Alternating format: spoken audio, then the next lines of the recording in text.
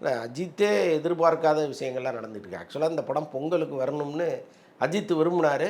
இந்த நிமிஷம் இப்போ நம்ம பேசிக்கிட்டு இருக்கிற நிமிஷம் வரைக்கும் இது பொங்கலுக்கு வருதுதான்னு எல்லாரும் நம்பிட்டு இருக்காங்க. ஆனால் உள்ளபடியே வந்து பொங்கலுக்கு வருவதற்கான சூழல் இல்லை. 30 கோடி கொடுத்துட்டு நீங்கள் படத்தை ரிலீஸ் பண்ணீங்கன்னு அவங்க சொல்கிறாங்க. இப்போ அந்த தொகையும் இப்போ லைக்கா கொடுக்க முடியாத ஒரு சூழலில் இருக்காங்க. ஓ. இதற்கிடையில் படத்தையாவது எப்படியாவது முடிச்சிடலான்ட்டு போனால் அனிருத் வந்து என்னால் 3 நாளில் நான் எப்படி மியூசிக் போட்டு கொடுக்குவேன், பேக்ரவுண்ட் மியூசிக்கு. அதனால் என்னால் 3 நாளில் முடியாது அப்படின்னு அவர் ஒரு பக்கம் சொல்லிட்டார். இப்போ இவ்வளவு நெருக்கடிகளுக்கு நடுவில் 10 நாளைக்கு முன்னாடி இவங்க எஃப்எம்எஸ் பிரிண்ட்டு அனுப்பி ஆகணும். அப்போ தான் அந்தந்த நாடுகளில் இவங்க சென்சார் பண்ண முடியும். இது வரைக்கும் இவங்க அனுப்பவே இல்லை. எடுத்ததையே திரும்ப திரும்ப எடுக்கிறது, போட்டு பார்க்கறது, அப்புறம் நல்லா இல்லைன்னா திரும்ப எடுக்கிறது. ஸோ இப்படி வந்து பண்ணி அஜித்தே ஒரு கட்டத்தில் டென்ஷன் ஆகி, இதுக்கு நடுவில் நீரவ் ஷா தான் அஜித்தினுடைய எல்லா படங்களுக்கும் ஒளிப்பதிவாளராக இருப்பார். ஒரு கட்டத்தில் நீரவ் ஷாவுக்கும் மகிழ் திருமேனிக்குமே பிரச்சனையாகி நீரவ் ஷா வெளியே போகிறார். சார் நீங்கள் வந்து அதிக எதிர்பார்ப்பை கிரியேட் பண்ணாதீங்க, அது ஆபத்தாக போயிடும் அப்படின்னு போடுறாங்க. அப்போ ரசிகர்கள் வந்து கங்குவா மாதிரி படங்கள் அதுக்கு அந்த தயாரிப்பு தரப்பு பேசுனதெல்லாம் இதோட கனெக்ட் பண்ணி பார்க்குறாங்க. அப்போ இனிமே வந்து இங்கே படத்தை ரிலீஸ் பண்ணுற தயாரிப்பாளராகவோ இயக்குனராகவோ இருக்கிறவங்க ரொம்ப கவனமாக வார்த்தைகளை பயன்படுத்தணும். அந்த அந்த குறிப்பிட்ட எல்லைக்கு வந்தீங்கன்னா நீங்கள் சரணாகதி ஆகணும். ஸோ அப்படியெல்லாம் இங்கே சூழல் நடக்கும். ஸோ அந்த மாதிரி தன்னை அவர் வந்து முதல்ல உருவாக்கிக்கணும். இல்லைன்னா அவ்வளோ திறமை இருக்குது. சிம்புக்கு இல்லாத திறமை மற்றவர்கிட்ட இருக்கான்னா நான் ரொம்ப ஆணித்தரமாக சொல்லுவேன். சிம்பு வந்து அவ்வளோ திறமைசாலி. ஆனால் அவர் வந்து ஒரு சில சின்ன சின்ன விஷயங்களில் பிடிவாதமாக இருக்கிறத அவர் லைஃபே முடிஞ்சு போகுது. ரெட்ரோலுக்ஸ் நெஞ்சங்களுக்கு வணக்கம். நான் உங்கள் கார்த்திக். இன்றைய நேர்காணலில் நம்மோடு இணைந்திருப்பவர் திரு வலைப்பேச்சு அந்தன் அவர்கள். வணக்கம் சார். வணக்கம். விடாமுயற்சி இது வந்து மிகப்பெரிய ஒரு 2024 இது ஒரு எப்படி வலிமை அப்டேட் சொன்னாலும் இப்போ விடாமுயற்சியோட அப்டேட் அந்த மாதிரியான விஷயங்கள் ஒரு பக்கம் போயிட்டு இருக்கும்போது விடாமுயற்சியோட நிலை எந்த இடத்துல இருக்குது? ஏன்னா ஒரு பாட்டு ரிலீஸ் பண்ணியிருக்காங்க, ஒரு பக்கம் ட்ரெண்டிங்கில் சென்சேஷனலாக இருக்குது, இன்னொரு பக்கம் கிண்டல் கேலிக்கும் ஆளாயிருக்கு. அப்படின்னும் போது விடாமுயற்சியோட அடுத்த கட்டம் அப்படின்றது என்னவா இருக்குது சார்? இல்லை, அஜித்தே எதிர்பார்க்காத விஷயங்கள்லாம் நடந்துட்டு இருக்கு. ஆக்சுவலாக இந்த படம் பொங்கலுக்கு வரணும்னு அஜித் விரும்பினார். இந்த நிமிஷம் இப்போ நம்ம பேசிக்கிட்டு இருக்கிற நிமிஷம் வரைக்கும் இது பொங்கலுக்கு வருதுதான்னு எல்லாரும் நம்பிட்டு இருக்காங்க. ஆனால் உள்ளபடியே வந்து பொங்கலுக்கு வருவதற்கான சூழல் இல்லை. இல்லையா? ஆமாம். என்னென்னா ரிலீஸ் டேட் எல்லாம் போட்டாங்க, குட் பேட் அக்லியும் போட்டு இவங்களும் போட்டாங்க. இப்போ குட் பேட் அக்லி அவங்களே பேசி ஜனவரி 24 வாங்கன்னு சொல்லிட்டாங்க. ஜனவரி 24 முதல்ல வர படம் இதுதாங்கிற அளவுக்கு அவங்களுக்குள்ளே பேசி முடிவெடுத்துட்டாங்க. அது அஜித்தே தான் சொல்லியிருக்காரு. ஆக்சுவலாக வந்து குட் பேட் அக்லி தயாரிப்பாளர் வந்து சுரேஷ் சந்திராட்ட, சார் இதுமாதிரி நாங்கள் பொங்கலுக்கு வந்துடுறோம், ஏன்னா விடாமுயற்சி டிலே ஆகிட்டே இருக்குது, நாங்கள் வந்துடுறோம் முதல்லன்னு கேட்கும்பொழுது அஜித் சார்கிட்ட கேட்டு சொல்கிறோன்னு ஒரு அஜித்திட்ட கேட்டிருக்காரு. அப்போ அஜித் வந்து இல்லை விடாமுயற்சி வரட்டும், இவங்க அப்புறம் வர சொல்லுங்கன்னு சொல்லிட்டாரு. ஸோ இதுதான் நடந்துச்சு. இதில் வந்து லைக்கா எப்படியாவது இந்த படத்தை கொண்டு வந்துடணும்னு பயங்கரமான முயற்சி எடுத்தாங்க. அதையும் வந்து நம்ம குறை சொல்ல முடியாது. அவங்களுக்கு பொங்கலுக்கு வந்தாக வேண்டிய கட்டாயம் இருக்குது.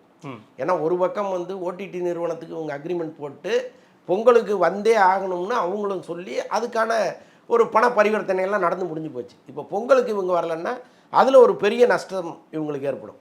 இப்போ அவங்க பேசின தொகை ஓடிடி நிறுவனம் கொடுக்காது.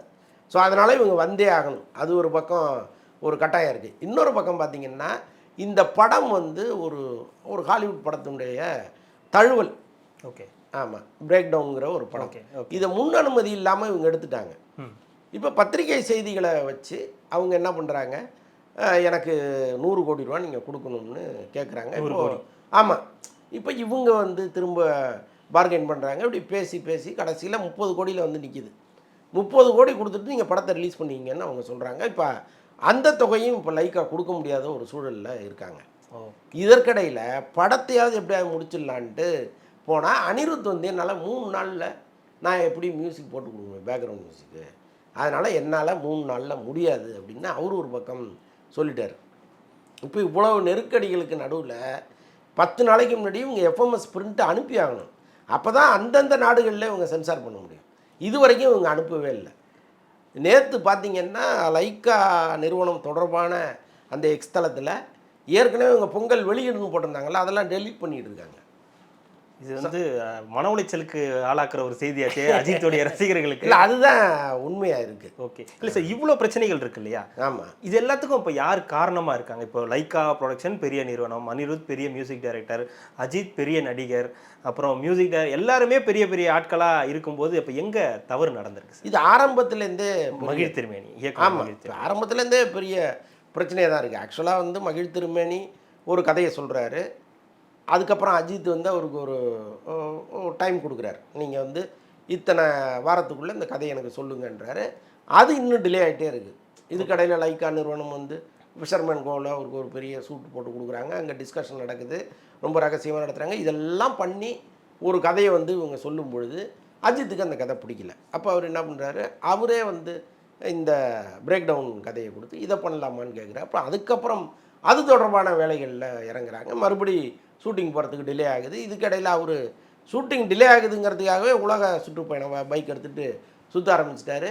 ஸோ இப்படியே போயிட்டுருக்கு. எல்லாத்துக்கும் எங்கே பிள்ளையார் சொல்லி போடுறாங்கன்னா, அஜித் அவர்கள் வந்து இந்த மாதிரியான விஷயங்கள் ஈடுபடுறதுனால தான் எல்லாமே டிலே ஆகுது. இல்லை இல்லை, அவர் இதுக்கு காரணமே கிடையாது. படப்பிடிப்பு தள்ளி போகிறதுனால அவர் வீட்டில் சும்மா உட்காந்துருக்க முடியாதுல்ல. அவருக்கு ஒரு லட்சியம் இருக்குது. சரி, அதை நம்ம முடிச்சிருவோன்ட்டு அவர் ட்ராவல் போகிறாரு.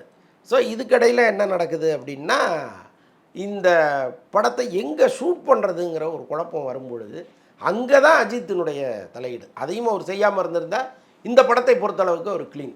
அவர் என்ன சொல்கிறாரு, அஜர்பைஜானில் வைங்க, அந்த லேண்ட்ஸ்கேப் வந்து இந்த கதைக்கு பொருத்தமாக இருக்கும் அப்படின்னு அவர் சொல்லும் பொழுது இவங்க வந்து வேறு வழி இல்லாமல் அங்கே போகிறாங்க. ஆக்சுவலாக இவங்க நினச்ச மாதிரி துபாய்க்கு பக்கத்தில் ஏதாவது ஒரு நாடு எடுத்திருந்தாங்கன்னா இவ்வளோ பெரிய செலவு அவங்களுக்கு கிடையாது. இந்த அஜர்பைஜானுங்கும் பொழுது தினந்தோறும் 40 லட்ச ரூபா செலவாகுது அவங்களுக்கு. ஒரு நாளைக்கு 40 லட்சம். அப்போ ஒரு கட்டத்தில் லைக்கா வந்து அதை ஃபீடிங் பண்ண முடியாமல் தடுமாறுறாங்க. ஷூட்டிங் நிற்கிது. ஓகே. இன்னொரு பக்கம் மகிழ் திருமேனி நினச்சி எடுத்துகிட்டே இருக்கார். ஸ்பீடே இல்லை அவர்கிட்ட. வந்து இப்போ ஹரி மாதிரியோ அல்லது சிவ்னோத் மாதிரியோ ஒரு ஸ்பீடான இயக்குனராக அவர் இல்லை. அவர் ஒன்று நினைக்கிறார், இப்போ வெற்றிமாறன் மாதிரி ஒரு கிளாரிட்டி இல்லாமல் கடைசி நாள் வரைக்கும். ஆமாம், எடுத்ததையே திரும்ப எடுக்கிறது, போட்டு பார்க்கறது, அப்புறம் நல்லா இல்லைன்னா திரும்ப எடுக்கிறது. ஸோ இப்படி வந்து பண்ணி அஜித்தே ஒரு கட்டத்தில் டென்ஷன் ஆகி, இதுக்கு நடுவில் நீரவ் ஷா தான் அஜித்தினுடைய எல்லா படங்களுக்கும் ஒளிப்பதிவாளராக இருப்பார்.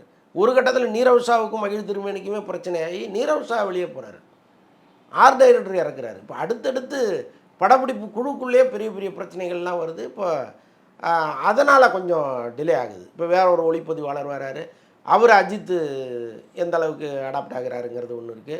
ஸோ இப்படி எல்லாமா குழப்பமாகி ரொம்ப ஆமை வேகத்தில் இந்த படம் நகர்ந்து ஒரு கட்டத்தில் வந்து ஃபினான்ஷியலாக ஸ்ட்ரகிள் ஆகுது. ஸோ அதுதான் இந்த படத்தில் இருந்த ஒரு மிகப்பெரிய பிரச்சனை. எங்கேயுமே அஜித் வந்து இதற்கு பெரிய காரணமாக இல்லவே இல்லை.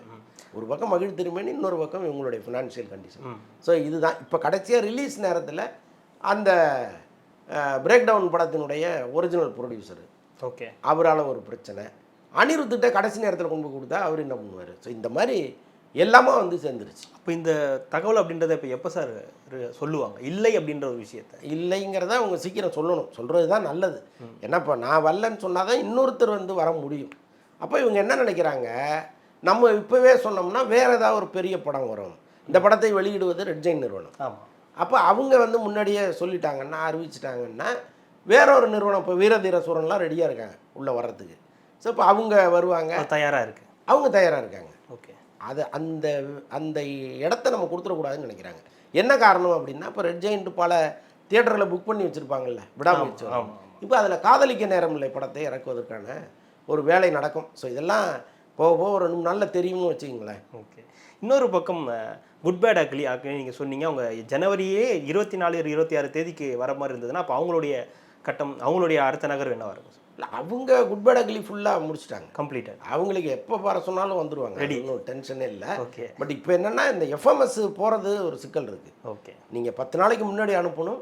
இப்போ நீங்கள் குட் பேட் அக்லி வாங்கன்னு சொன்னால் கூட அவங்களுக்கு கஷ்டம். ஸோ அதனால் ஜனவரி 24 தான். இன்னொரு இறுதியாக ஒரு கேள்வி, 2024 பொறுத்தவரை நிறைய திரைப்படங்கள் எதிர்பார்த்த வெற்றியை பெறலை. குறிப்பாக பெரிய நடிகர்களுடைய படங்கள், வேட்டையனாக இருக்கலாம், இந்தியன் 2வாக இருக்கலாம், கங்குவாவாக இருக்கலாம், அப்படின்னு நிறைய படங்கள் இந்த வரிசையில் சொல்லலாம். அப்படி பார்க்கும்போது 2025 வந்து எப்படி இருக்கும் அப்படின்ற ஒரு கேள்வி இருக்குது. இதற்குள்ளேயே 2024லே கோட் ஒரு வணிக ரீதியான வெற்றி படம். நாம் சொல்றது வணிக ரீதியான வெற்றி படம். எதிர்பாராத வெற்றி படம் அமரன் வணிக ரீதியாக வெற்றி படம். நல்ல நல்ல திரைப்படங்கள் நிறைய வந்துச்சு. லப்பர் பந்து மாதிரியான படங்கள் நிறைய வந்திருக்கும் போது 2025 இந்த நிலை எப்படி இருக்கும்? ஏன்னா அப்போ வந்து கூலி இருக்கு, இந்தியன் 3 இருக்கு, தளபதி 69 இருக்கு, விடாமுயற்சி இருக்கு, குட் பேட் அக்லி இருக்கு அப்படின்னு வரிசையா படங்கள், சூர்யா 45 அப்படின்னு நிறைய இருக்கு. வணிக ரீதியா 2024 எப்படி இருந்துச்சு? 2025க்கு அது எப்படி அடாப்ட் ஆகும்? 2024 எல்லாருக்குமே ஒரு பெரிய அனுபவ படமாக போயிடுச்சு. இன்னொன்று பெரிய படங்கள் எல்லாமே இப்போ நீங்கள் சொன்ன மாதிரி கொடுக்காதீங்க. அதுதான் இன்னைக்கு கூட தானு சார் வந்து ஒரு பேட்டி கொடுத்துருக்கிறாரு. இந்த படம் வாடிவாசல் தொடர்பாக ஒரு பேட்டி ஒன்று கொடுக்குறாரு. அவர் வந்து இப்போ மேக்ஸ் படத்துக்காக பேசிகிட்டு இருக்காரு. அதில் வாடிவாசல் தொடர்பாக கேள்வி கேட்குறாங்க. அவர் பல விஷயங்களை ரொம்ப எப்போவுமே கொஞ்சம் இதாக சொல்லுவார். அவர் நாங்கள் அப்படி பிளான் பண்ணியிருக்கோம்னு சொல்லுவார். அப்போ கீழே வந்து நிறைய பேர் கமெண்ட் போட்டிருக்காங்க, சார் நீங்கள் வந்து அதிக எதிர்பார்ப்பை கிரியேட் பண்ணாதீங்க, அது ஆபத்தாக போயிடும் அப்படின்னு போடுறாங்க. அப்போ ரசிகர்கள் வந்து கங்குவா மாதிரி படங்கள் அதுக்கு அந்த தயாரிப்பு தரப்பு பேசுனதெல்லாம் இதோட கனெக்ட் பண்ணி பார்க்குறாங்க.